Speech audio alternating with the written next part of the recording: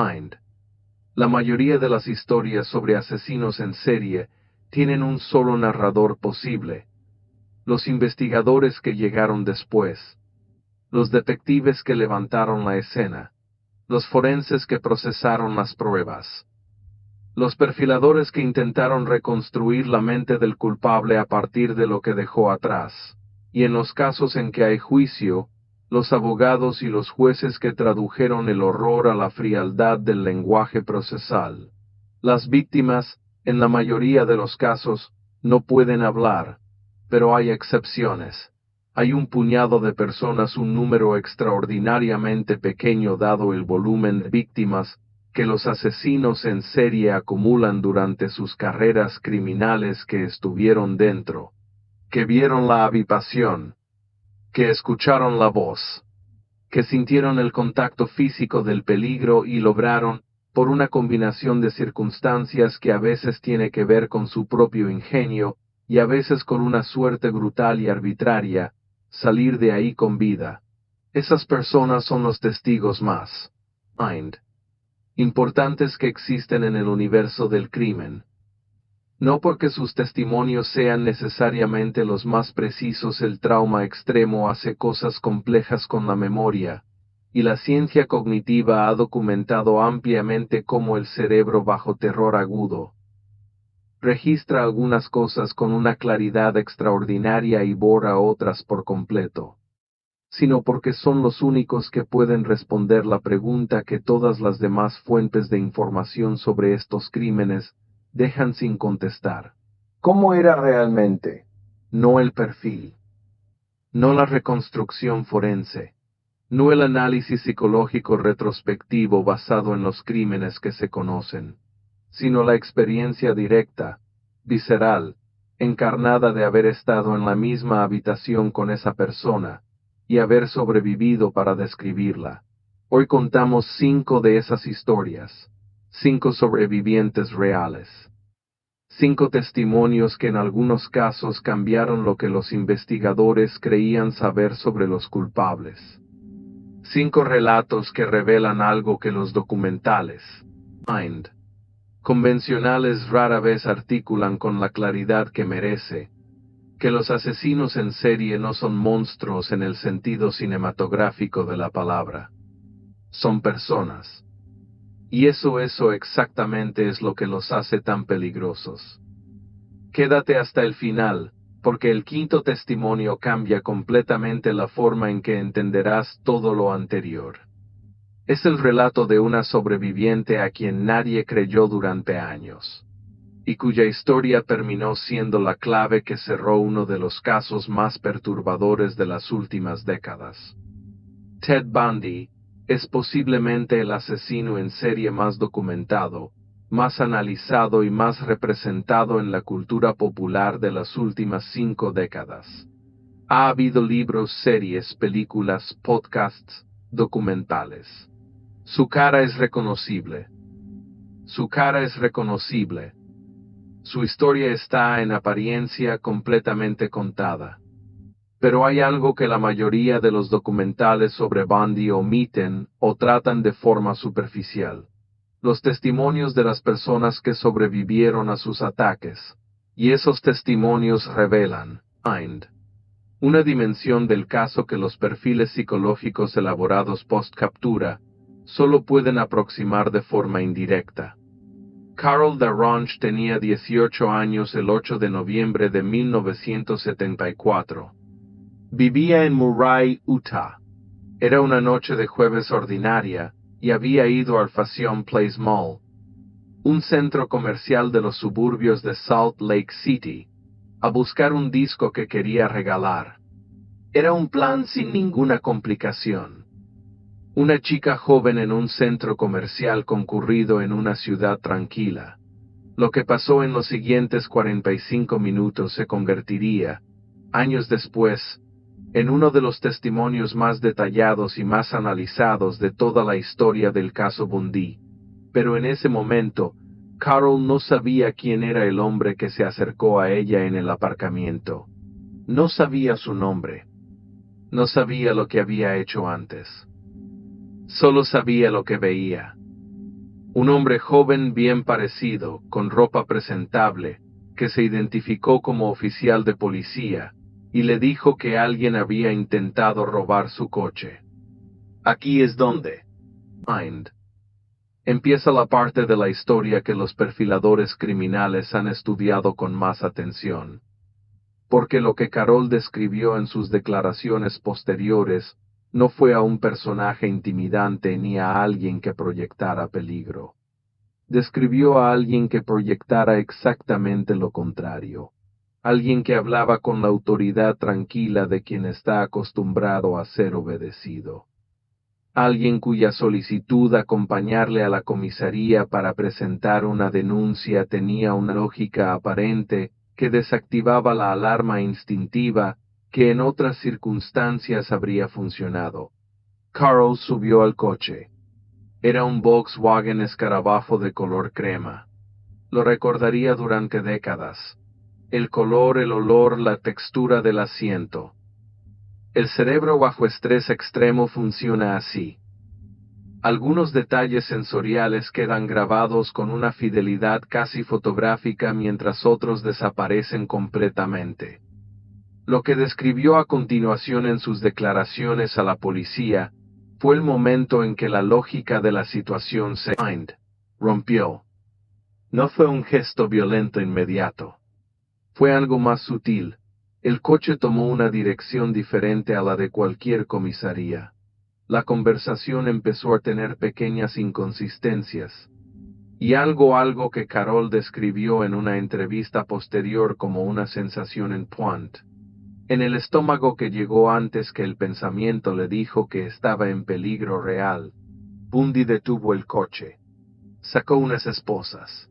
Y en el forcejeo que siguió, Carroll logró abrir la puerta del coche y salir corriendo. Bundy huyó. Carroll llegó a una calle donde una pareja la encontró en estado de shock y llamó a la policía. El testimonio de Carroll fue, meses después, la prueba que colocó a Bundy frente al primer gran proceso judicial de su carrera criminal. Fue la primera persona que lo identificó en una rueda de reconocimiento. Fue la primera que puso su cara ante un tribunal. Y fue, en palabras de varios de los investigadores que trabajaron el caso durante años, la persona que impidió que Bundy siguiera operando de forma indefinida. Pero lo que hace el testimonio de Carroll extraordinariamente valioso para entender cómo funcionan estos crímenes, no es solo su valor procesal. Es lo que describió sobre el método, sobre cómo la selección de víctimas no era aleatoria, sino sistemáticamente orientada hacia personas en situaciones en las que una solicitud de ayuda o autoridad resultara plausible. Sobre cómo la apariencia de normalidad, la ropa limpia, el vocabulario correcto, la confianza tranquila en la propia voz, era la herramienta principal. Sobre cómo el peligro no llegó anunciándose como peligro sino disfrazado completamente de rutina. Décadas después de aquel noviembre de 1974, Carroll Darronge habló en una entrevista sobre lo que le llevó más tiempo procesar de toda la experiencia. No fue el miedo del momento. Fue algo que llegó después, cuando supo quién era realmente el hombre del Volkswagen Escarabajo. La comprensión de que en ningún momento de esa noche había habido nada en su aspecto, en su voz, sus gestos, que le dijera a su cerebro consciente que era diferente a cualquier otra persona. Que la alarma llegó instintivamente, antes que el pensamiento racional. Y que si hubiera esperado a que su mente procesara la amenaza de forma lógica, probablemente no estaría viva para contarlo. Ese detalle, la alarma que llega antes que el pensamiento, se convirtió en uno de los puntos centrales de los programas de prevención y de los estudios de psicología forense sobre la intuición bajo amenaza.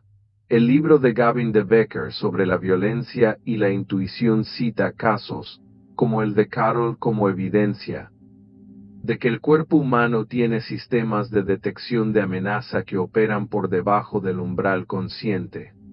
y que ignorar esas señales corporales en favor de la lógica racional tiene consecuencias que pueden ser fatales. Carl Darronch sobrevivió, pero lo que vio esa noche, lo que su testimonio reveló sobre el método, sobre la máscara, sobre la mecánica del engaño, sigue siendo uno de los retratos más precisos que existen de cómo opera el mal cuando decide parecer ordinario. Hay casos en los que el testimonio de un sobreviviente no solo describe lo que pasó, revela lo que estaba a punto de pasar. Y en esos casos, el relato del sobreviviente es simultáneamente un testimonio sobre el pasado y una ventana hacia el futuro que fue interrumpido. Hacia las víctimas que vinieron después. Hacia los patrones que en aquel momento nadie había conectado aún. Robert Donnelly tenía 19 años en diciembre de 1977 cuando John Wayne Gacy lo recogió en la calle y lo llevó a su casa en el barrio residencial de Norwood Park, en Chicago. Donnelly había pasado la velada en varios bares y esperaba un taxi. Gacy tenía un Oldsmobile y una historia plausible. Lo que vivió Donnelly en las horas siguientes en aquella casa, una casa de aspecto completamente ordinario, en una calle de aspecto completamente ordinario, en un barrio de clase media de una ciudad americana cualquiera, es uno de los testimonios más perturbadores que existen en el archivo de testimonios de sobrevivientes de asesinos en serie. No por la violencia en sí, aunque fue extrema, sino por la descripción del ambiente, por los detalles sobre cómo estaba organizado el espacio, por lo que Donnelly percibió sobre el estado mental de Gacy mientras ocurría todo. Donnelly sobrevivió porque Gacy, en un momento que él mismo describió posteriormente en sus declaraciones como una decisión deliberada y racional, eligió liberarle. No fue un escape. No fue una lucha que Donnelly ganó. Fue una decisión unilateral de Gacy que Donnelly no pudo explicar entonces y que los mandaron, y que los investigadores han analizado extensamente desde entonces como una anomalía en el patrón del culpable. Cuando Donnelly fue a la policía, nadie le creyó del todo. O más precisamente, le creyeron lo suficiente como para interrogar a Gacy, pero no lo suficiente como para investigar más allá. Gacy era en ese momento un empresario respetado del barrio, conocido por organizar eventos comunitarios y por haberse fotografiado con la esposa del presidente Carter durante una visita del Partido Demócrata de Illinois. La idea de que ese hombre tuviera en el sótano de su casa lo que efectivamente tenía en el presosos. Su casa no cabía en el marco mental de los policías que procesaron la denuncia de Donnelly. Aquí es donde el testimonio de Donnelly adquiere una dimensión adicional. Porque cuando Gacy fue finalmente detenido en 1978, un año después de la denuncia de Donnelly, y cuando los investigadores accedieron al sótano de aquella casa, lo que encontraron fue una de las escenas más devastadoras de la historia criminal americana.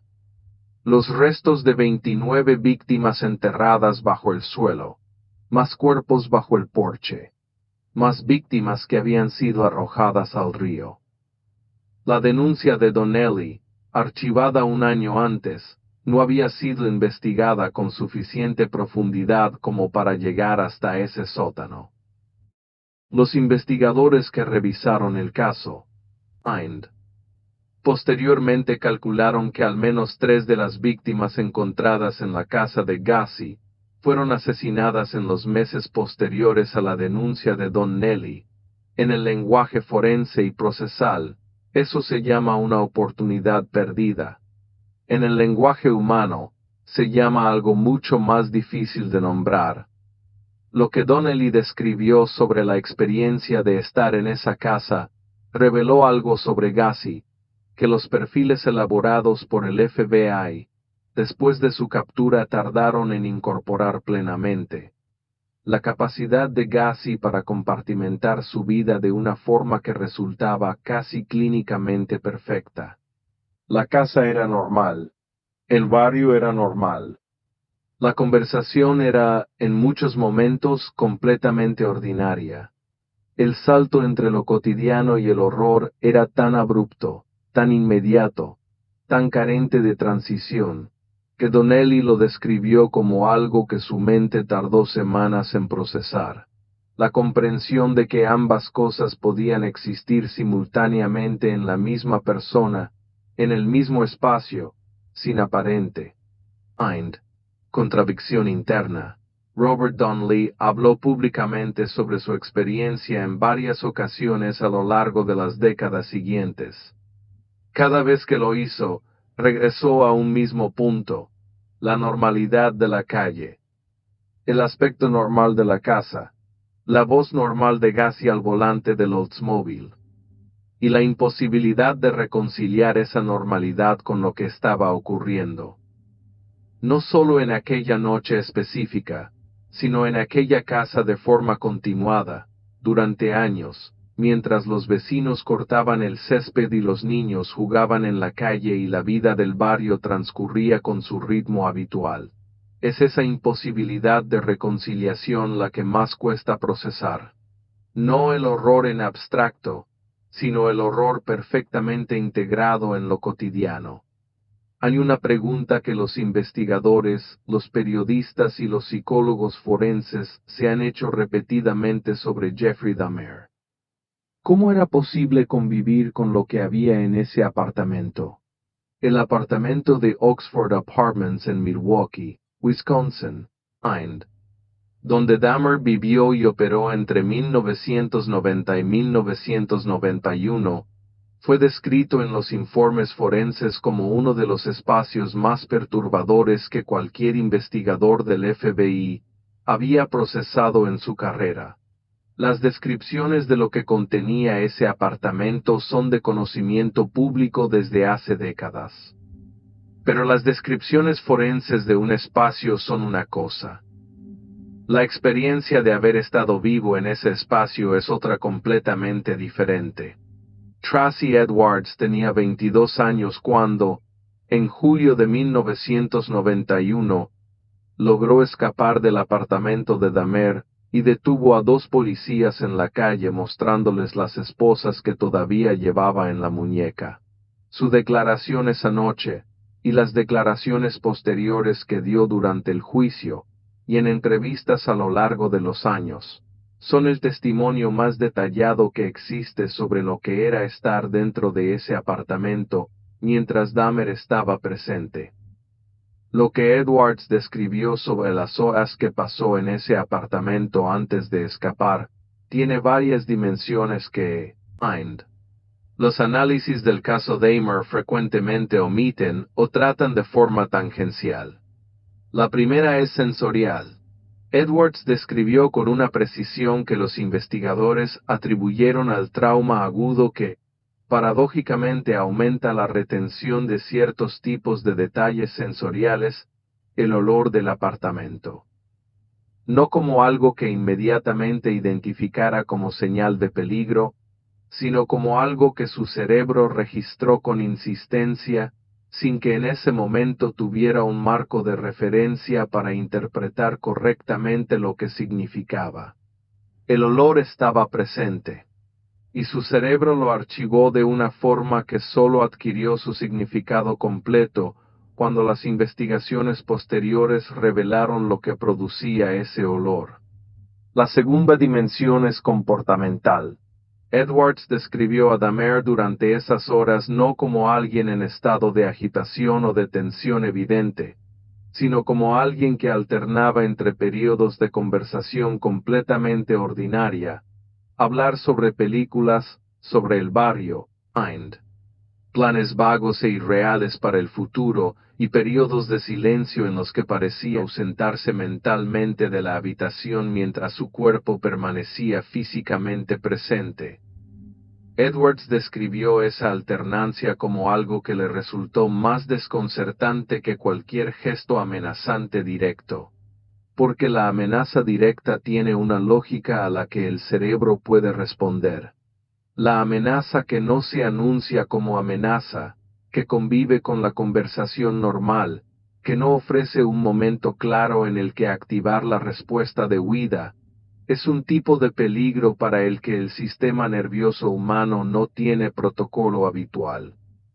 La tercera dimensión es lo que Edwards describió como el momento en que tomó la decisión de escapar. No fue un momento de valentía heroica según su propio relato, fue una evaluación fría, rápida y pragmática de probabilidades. En algún punto de aquellas horas, Edwards llegó a la conclusión de que sus probabilidades de sobrevivir si seguía en el apartamento eran inferiores a sus probabilidades de sobrevivir si intentaba escapar. Y actuó en consecuencia, aprovechando un momento de distracción de Dahmer para alcanzar la puerta. Lo que Tracy Edwards reveló al mundo con su testimonio no fue solo evidencia procesal que ayudó a condenar a Dahmer, aunque fue eso también, y de forma decisiva. Fue una descripción desde dentro de cómo funciona la mente de alguien capaz de lo que Dahmer era capaz de lo que Dahmer era capaz, en el espacio donde lo hacía, durante el tiempo en que Edwards estuvo presente. Y esa descripción desde dentro es irreemplazable. Ningún análisis retrospectivo, ningún perfil elaborado a partir de documentos y entrevistas post-captura, puede reproducir lo que Edwards transmitió cuando describió el apartamento, la alternancia de la voz de Dahmer entre lo ordinario y lo ausente, el olor, la luz, la textura de las horas que pasó allí sin saber si saldría. El testimonio de Edwards fue central en el juicio de Dahmer en 1992. Pero su historia posterior no ha sido fácil. Las décadas que siguieron estuvieron marcadas por dificultades personales que varios analistas han vinculado directamente con el trauma no procesado de aquella noche. Edwards fue detenido en 2011 por cargos no relacionados con el caso Dahmer. Y cuando la prensa cubrió esa detención, varios medios lo describieron como si su historia posterior fuera una especie de contradicción de su papel como sobreviviente, como si los efectos del trauma a largo plazo invalidaran de alguna forma la centralidad de lo que vivió y de lo que describió. No lo invalidan, lo confirman. El trauma extremo tiene consecuencias que no desaparecen cuando termina el juicio. Y Tracy Edwards, con todas las complejidades de su historia posterior, sigue siendo el único ser humano vivo que puede decir que estuvo en ese apartamento con Jeffrey Dahmer y salió caminando. No todos los testimonios de sobrevivientes confirman lo que los investigadores ya creían saber. Algunos los contradicen. Algunos obligan a reescribir perfiles que habían sido construidos laboriosamente durante años. Y esos testimonios son, en muchos sentidos, los más valiosos de todos, porque revelan los límites de las herramientas con las que la criminología intenta comprender el comportamiento criminal.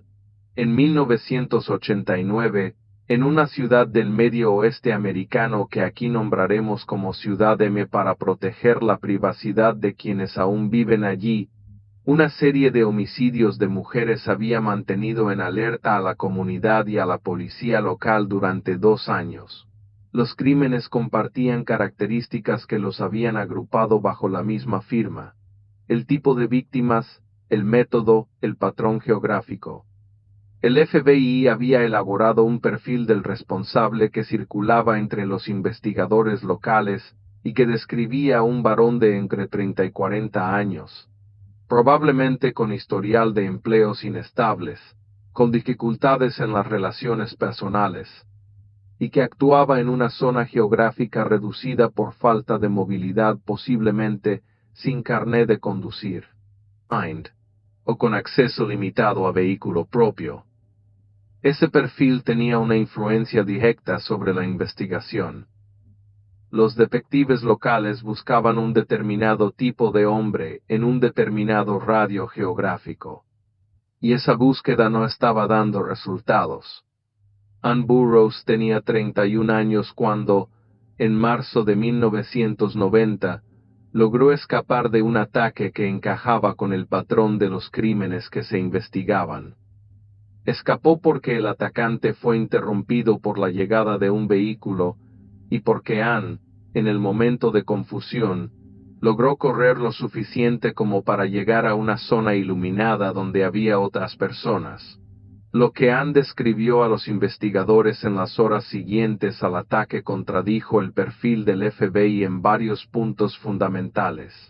El primero, el vehículo. Ann había visto el coche en el que llegó el atacante antes de que se acercara a ella. Era un vehículo reciente, bien mantenido, de una marca y modelo que indicaban un nivel económico estable. El perfil describía a alguien con acceso limitado a transporte. El coche de Ann implicaba exactamente lo contrario. El segundo, la forma de hablar. El perfil describía a alguien con dificultades de relación social, basándose en la caracterización psicológica típica del tipo de crimen. Ann describió a alguien cuya capacidad de entablar conversación era completamente fluida, cuyo vocabulario era sofisticado, y que había iniciado el contacto con ella de una manera que ella describió como completamente normal, de hecho agradable. El tipo de persona con quien habrías hablado en una fiesta sin ninguna señal de alarma. El tercero, la edad. En perfil decía entre 30 y 40. Ann estimaba entre 45 y 55. 3 puntos de contradicción directa con el perfil más elaborado que los investigadores tenían. La reacción inicial de algunos de los detectives fue intentar reconciliar el testimonio de Ann con el perfil en lugar de actualizar el perfil a partir del testimonio de Ann. Este es un sesgo documentado en la investigación criminal. La tendencia a subordinar la evidencia nueva a la hipótesis establecida en lugar de hacer lo contrario. Pero hubo un investigador en el equipo, un detective veterano con más de 20 años de experiencia que había trabajado casos similares, que tomó el testimonio de Ann como punto de partida para una revisión completa del perfil. Ese proceso de revisión llevó 3 meses. Y cuando terminó, el nuevo perfil que resultó de él tenía características completamente distintas. Varón de 45 a 50 años, nivel socioeconómico medio alto, alta funcionalidad social, posiblemente con una vida familiar aparentemente normal, y con movilidad geográfica suficiente para no estar vinculado a un solo barrio. El responsable fue identificado y detenido 14 meses después del ataque a Anne. Era un hombre de 48 años, profesión estable, casado, con 2 hijos adultos. Conducía el tipo exacto de coche que Anne había descrito. Y vivía a 40 kilómetros del radio geográfico que el perfil original había señalado como la zona de búsqueda. El testimonio de Ann Burroughs no solo ayudó a capturar al responsable, obligó a una revisión metodológica de cómo se utilizan los perfiles de comportamiento en las investigaciones criminales activas. Varios estudios académicos posteriores citaron este caso como ejemplo de por qué el testimonio de los sobrevivientes debe ser tratado como evidencia primaria y no como dato secundario a verificar contra el perfil existente. Porque los sobrevivientes vieron al culpable. Los perfiladores lo reconstruyeron. Y esas son 2 fuentes de conocimiento fundamentalmente diferentes, con rangos de fiabilidad y tipos de error que no son intercambiables. Ann Burroughs dio su testimonio en el juicio. El responsable fue condenado. Y aunque Ann nunca buscó ni la atención pública ni el reconocimiento oficial, su descripción de esa noche de marzo, el coche, la voz, el vocabulario, la edad fue el elemento que reorientó una investigación que había estado buscando durante 2 años al hombre equivocado. Esta es la historia más importante de este video. No porque sea la más dramática, aunque lo es en su propia medida, sino porque es la historia que revela algo sobre el sistema de justicia, sobre la credibilidad de los sobrevivientes, y sobre las consecuencias de no escuchar, que trasciende el caso individual, señala hacia un problema estructural que sigue sin estar completamente resuelto. Teresa Álvarez tenía 23 años en el verano de 1994. Vivía en una ciudad de tamaño mediano en el sur de España, trabajaba en una tienda de electrodomésticos y compartía piso con 2 compañeras de trabajo. Era, por cualquier parámetro observable, una vida completamente ordinaria. El 14 de julio de 1994, Teresa volvía a pie desde el trabajo poco después de las 10 de la noche. Era un trayecto de 15 minutos que había hecho cientos de veces. Un hombre al que no había visto nunca la atacó. En un callejón lateral, a 2 manzanas de su casa. Teresa sobrevivió al ataque porque gritó, y porque una vecina que había escuchado los gritos desde su balcón, encendió las luces y asomó la cabeza, lo que asustó al agresor y lo hizo huir. Teresa fue a la policía esa misma noche, presentó la denuncia, dio una descripción del agresor. Describió los detalles del ataque con la precisión de alguien que había procesado el PUA. Evento en tiempo real con la adrenalina de quien sabe que su vida está en peligro. La denuncia de Teresa fue procesada como un ataque aislado. No hubo conexión con otros casos. No hubo seguimiento activo de la pista del agresor. Y en los meses siguientes, cuando Teresa volvió a la comisaría para preguntar por el estado de la investigación, fue informada en términos que ella describe como amablemente definitivos de que no había avances, que sin más evidencia el caso no podía progresar, que si recordaba algún detalle adicional debía comunicarlo. Teresa recordaba detalles adicionales. Los había recordado desde el principio. Los había incluido en su declaración original. Pero los detalles que describía, la ropa específica, las características físicas particulares, sobre todo un rasgo facial distintivo que ella había descrito con insistencia, no habían generado el reconocimiento de conexión con ningún otro caso en el sistema. En 1996, 2 años después del ataque a Teresa, una segunda mujer presentó una denuncia por un ataque de similares características en la misma ciudad. La descripción del agresor que dio la segunda denunciante coincidía con la descripción de Teresa en 3 puntos específicos, incluyendo el rasgo facial distintivo que Teresa había descrito en 1994. Los 2 expedientes no fueron cruzados. En 1999, una tercera denuncia. En 2001, una cuarta. Teresa, que había seguido de cerca las noticias locales sobre delitos en su ciudad con Pusher, con la atención particular de quien sabe lo que se siente al ser víctima no escuchada, reconoció en la descripciones fragmentadas que aparecían en los medios elementos que coincidían con lo que ella había vivido. Intentó comunicárselo a la policía. Fue recibida con lo que ella describe como educada incredulidad.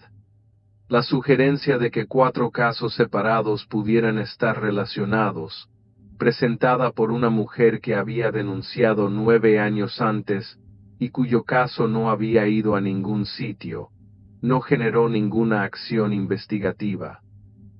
En 2002, un detective que se había incorporado recientemente a la unidad de delitos contra las personas de esa ciudad, recibió el caso de la cuarta denuncia como parte de un reparto de expedientes, sin ninguna instrucción especial.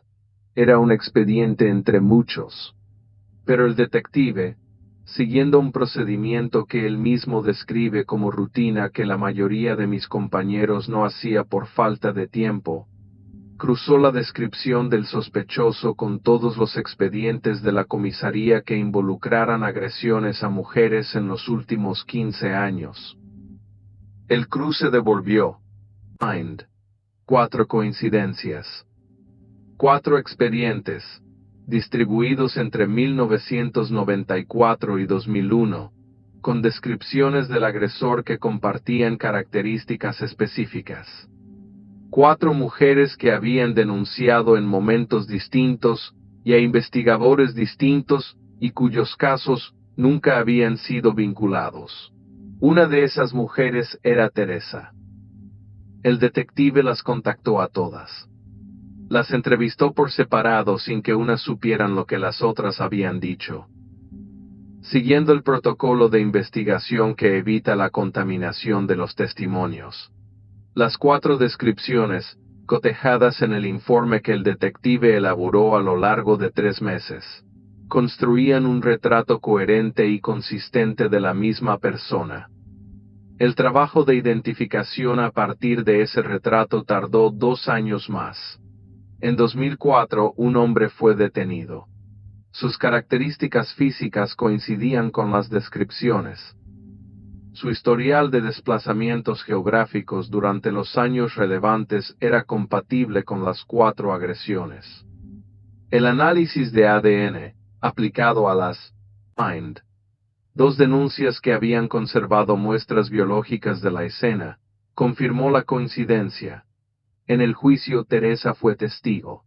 Después de 10 años, su descripción original, la ropa, los rasgos físicos, el rasgo facial distintivo que había descrito con insistencia desde la primera noche, y que nadie había cruzado con nada, fue parte del cuerpo de evidencia que llevó a la condena.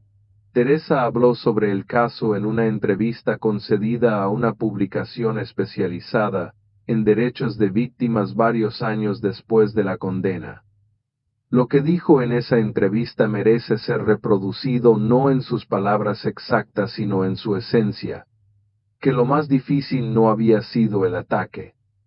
Lo más difícil había sido la experiencia de haber contado la verdad con precisión, desde el primer momento, y no haber sido escuchada, no por malicia, en su evaluación retrospectiva, sino por la combinación de recursos insuficientes, procedimientos inadecuados, y una tendencia sistémica a tratar las denuncias de agresiones, Mind, aisladas como eventos discretos y no como posibles manifestaciones de un patrón.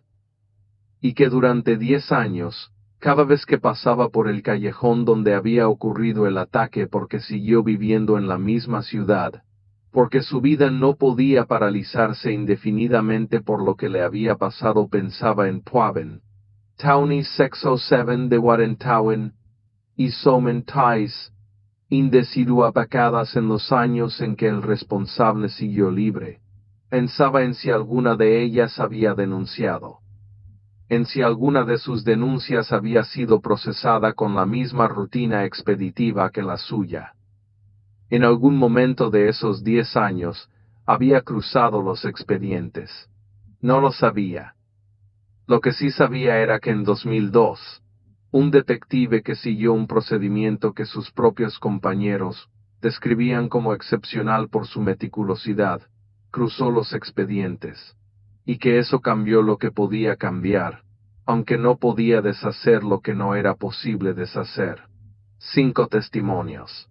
5 personas que miraron al monstruo a los ojos y salieron, Mind, vivas para describirlo. Y 5 historias que juntas construyen algo más que una colección de casos de true crime. Construyen un retrato de lo que la supervivencia realmente implica. No es el retrato que la cultura popular ha instalado. No es el sobreviviente triunfante que emerge del peligro con claridad de propósito y con las respuestas que los investigadores necesitaban. Es algo más complejo, más fragmentado, más humano. Es Carol con la alarma que llegó antes que el pensamiento. Robert con la normalidad imposible de aquella calle de Chicago. Tracy con el olor que su cerebro archivó sin marco de referencia para interpretarlo. Ann con la descripción que contradijo el perfil y que nadie quiso escuchar al principio. Teresa con la verdad que contó desde la primera noche y a la que el sistema tardó 10 años en prestarle la atención que merecía. Lo que une a estos 5 testimonios no es el heroísmo, es la precisión, la capacidad del cerebro humano bajo condiciones extremas para registrar detalles con una fidelidad que los investigadores que llegaron después no siempre supieron utilizar correctamente. Y la tenacidad de personas que, después de sobrevivir a algo que habría destruido la voluntad de muchos otros, siguieron disponibles para contar lo que sabían, una y otra vez, en declaraciones y juicios y entrevistas y revisiones de caso, porque entendían que lo que habían visto tenía un valor que iba más allá de su experiencia personal. Los sobrevivientes son los testigos más valiosos que existen en el universo del crimen, y tratarlos como tales, escuchar sus testimonios con la seriedad que merecen, cruzarlos con todos los datos disponibles, actualizar los perfiles y las hipótesis cuando los testimonios los contradicen no es solo un imperativo ético hacia las personas que han sobrevivido a algo terrible. Es una necesidad práctica para cualquier investigación que quiera llegar a la verdad. Jaranj, Robert Donnelly, Tracy Edwards, Ann Burroughs y Teresa Álvarez no son solo sobrevivientes. Son, cada uno a su manera, la prueba de que la verdad tiene una obstinación que ningún archivo polvoriento y ningún expediente archivado puede extinguir completamente. La verdad espera, y tarde o temprano, si alguien tiene la paciencia y la meticulosidad de cruzar los expedientes, la verdad llega a la superficie. Eso es lo que este canal intenta hacer cada semana, cruzar los expedientes, conectar los casos, dar voz a los testimonios que merecen ser escuchados, y recordar que detrás de cada número de expediente hay una persona que vivió algo real, que lo describió con la mejor precisión que pudo, y que merece que alguien lo tome en serio. Si este video te ha llegado, suscríbete a este canal. Activa la campana para que no te pierdas ninguno de los casos que publicamos cada semana. Déjanos en los comentarios cuál de estos 5 testimonios te ha parecido más impactante, cuál crees que revela algo sobre el crimen o sobre el sistema que no habías considerado antes. Y si hay algún caso de sobreviviente que conozcas y que crees que merece ser contado aquí, escríbelo abajo. Leemos cada comentario. Y muchas de las historias que hemos investigado en este canal llegaron primero a través de sugerencias de personas como tú que sabían que existían y que merecían más atención. La historia de los que sobrevivieron es tan importante como la historia de los que no pudieron sobrevivir. Contarlas es lo mínimo que podemos hacer. Hasta el próximo caso.